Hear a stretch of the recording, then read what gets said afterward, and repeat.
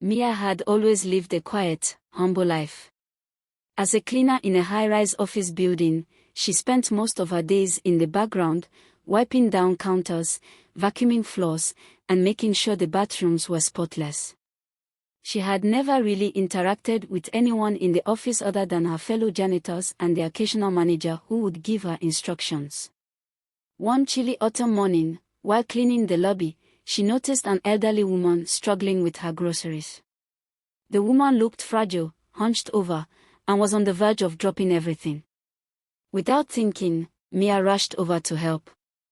"Let me give you a hand, ma'am," Mia said gently, taking the bags from the woman's arms. The woman smiled warmly, her wrinkles deepening as her eyes twinkled with gratitude. "You're very kind," she said, her voice soft but sincere. Mia simply nodded and helped the woman to a nearby bench where she sat down to rest. After a few minutes, the woman insisted she was fine and would not take any more of Mia's time. Mia, noticing her shaky hands, insisted that she could take the bags upstairs for her, and they walked together toward the elevator. Little did Mia know, this simple act of kindness would change her life forever. Over the next few weeks, Mia and the old woman began to cross paths more often. Each time, Mia would go out of her way to help her, whether it was carrying groceries or simply offering a friendly smile. Mia didn't think much of it, it was just the right thing to do. The old woman, whose name Mia learned was Mrs. Wilkins, had grown fond of the young cleaner's gentle nature. One day, Mrs. Wilkins arrived at the building with an envelope in her hand. "Mia, you've been so kind to me," Mrs. Wilkins said, looking at her with deep affection. "I want to give you something." Mia shook her head, but Mrs. Wilkins insisted. She handed her the envelope, which contained a check for a large sum of money. Mia's eyes widened in disbelief. "I can't accept this," Mia stammered, her heart racing. "You're already so generous with your time and kindness." But Mrs. Wilkins only smiled. "It's not about the money. It's about showing appreciation for people who make the world a better place." As Mia's relationship with Mrs. Wilkins deepened, she learned more about the elderly woman's life. Mrs. Wilkins, who had never spoken about her family, started to share stories of her late husband, her children, and her life before the building became her routine. Still, Mia had no idea that the elderly woman was, in fact, connected to the powerful corporation that owned the building where Mia worked. Mrs. Wilkins, with her graceful, understated presence, had never mentioned her son, who happened to be the CEO of the very company that employed Mia. One day, Mia was called to the office of the building manager, who told her that there had been an error with her payroll. Apparently, there had been a mistake in her compensation for the past few months, and the company owed her a significant amount of money. Mia was flabbergasted. How could such a mistake have been made? When she arrived at the accounting department to sort things out, she was unexpectedly greeted by a tall, impeccably dressed man. He introduced himself as Mr. Grant, the CEO's personal assistant. As they talked about the payroll error, Mia noticed something odd. The man seemed to be watching her closely, almost as if he recognized her. She felt uncomfortable, but the meeting concluded with a promise to correct the issue. What Mia didn't know was that this man was none other than Mrs. Wilkins' son, the very CEO of the company. A few weeks after the payroll issue was resolved, Mia received another unexpected visit. This time, it was from Mrs. Wilkins, who invited her to have tea at a nearby cafe. Mia, still not used to being treated with such kindness, hesitated for a moment before agreeing. When she arrived at the cafe, Mrs. Wilkins was already sitting at a corner table, smiling at her warmly. "I've been thinking about you, Mia," Mrs. Wilkins said, her voice serious for the first time. "I know life hasn't always been easy for you, and I wanted to offer you an opportunity." Mia blinked in surprise. "An opportunity? What do you mean?" Mrs. Wilkins smiled softly. "My son, the CEO, is looking for someone with your heart and humility to work as his personal assistant. You would no longer have to clean the offices or struggle with your bills. This could be a new chapter for you, if you're willing. Mia stared at her, unsure whether she had heard correctly. Mrs. Wilkins wanted her to work for the CEO. It felt too unreal.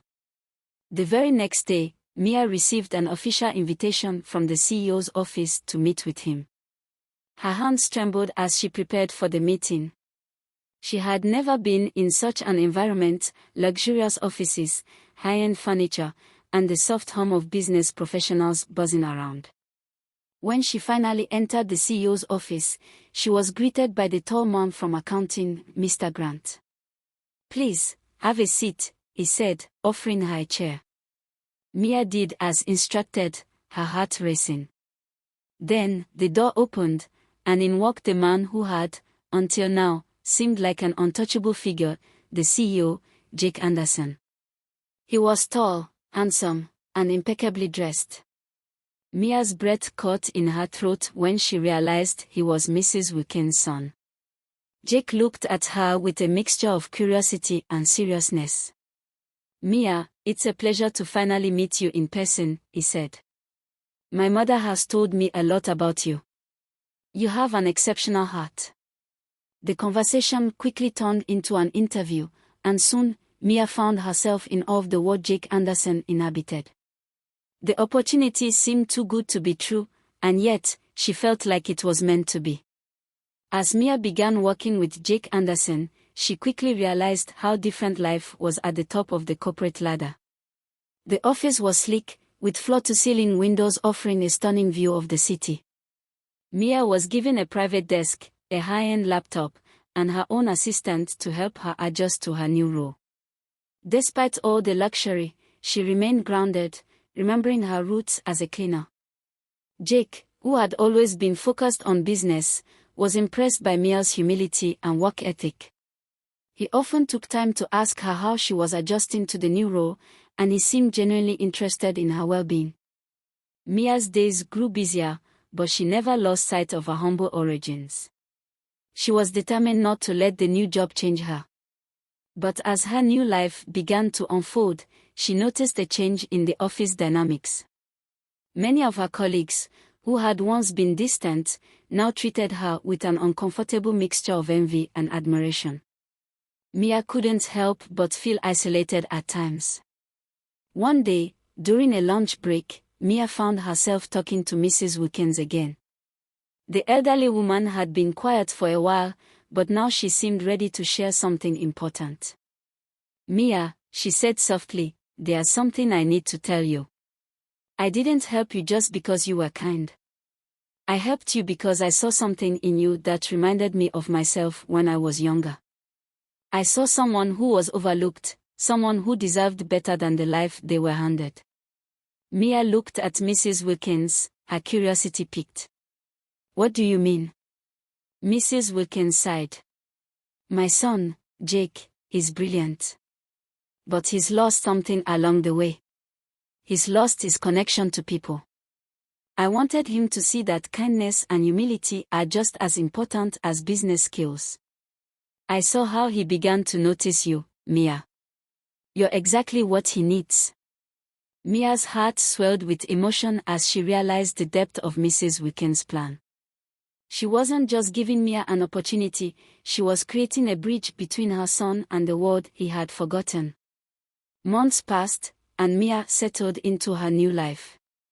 She became more than just the CEO's assistant, she became a trusted advisor to Jake Anderson. Her perspective on business, grounded in the humility she had learned as a cleaner, helped Jake navigate difficult decisions that had once seemed impossible. Together, they transformed the company, making it not only more profitable but also more compassionate. Mrs. Wilkins, proud of what she had set into motion, continued to support them both, knowing that the bond between Mia and her son was exactly what they both needed.